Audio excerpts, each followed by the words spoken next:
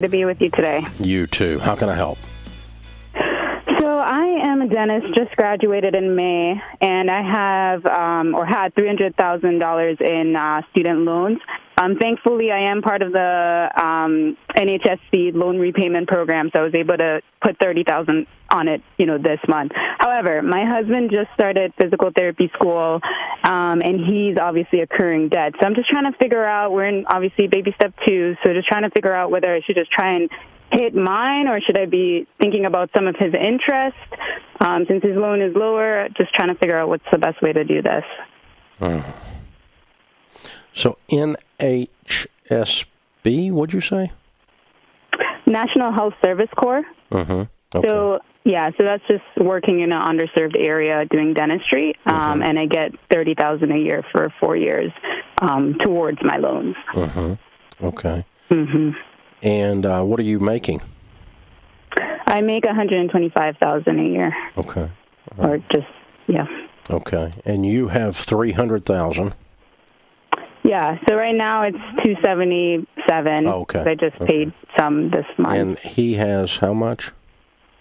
So far, the principal is about $23,500, and interest is another $500. How long before he's through? He just started, so he has 2 more years. Okay. There's a 3-year program. And so what does he anticipate being paid as a PT? I believe it's about 70. I'm not 100% sure, though. That's about right. I was just checking his reality scope here. And what is he spending to become a PT? So, I think he's out of state, so we'll see if he can get in state. But probably about $120,000 by the time it's all said and done. If we don't do interest, I'm not really sure how the interest plays into that. So that's why I'm trying to figure out if we should just think about paying interest on his. So he needs to spend. He needs to spend how much more to graduate? He needs to spend probably little under $100,000 more in 2 years. Yeah. Okay. All right. Well, the first step of getting out of debt is to add no more. Right. To go no further in debt. So that leads me to say, rather than reducing his or yours substantially, our first goal would be to cash flow the remainder of his school from your income. And you can do that. Okay. So let's do no more harm, since you're both in the medical profession. And let's go for no further in, and then we'll go ahead and take the 120 during that time, the credit you're going to get, and then he comes out and is making 70. At that point, you're making 200 plus as a couple, and you will have 300 or so in debt. Right? Yeah. And so we pay that off in 3 years. Oh, okay. So 100 a year for 3 years is 300, right? Okay, so then we'd have to save then. So save up that money to be able to pay his tuition. No, you make $125,000. Right. Use your money. Oh, so just pay his tuition. Okay, I guess I need to look like into that, because I guess I'm just so used to... I'm sorry, go ahead. Yeah, you live like broke college students, because you are. Right, that's exactly what we're doing. And then you throw all the money, instead of at loans, you throw it at his... And you ought to be able to cash flow $50,000 a year for 2 years. Right. Out of 125. That gets him through school with no more debt. Did I do that right? I did.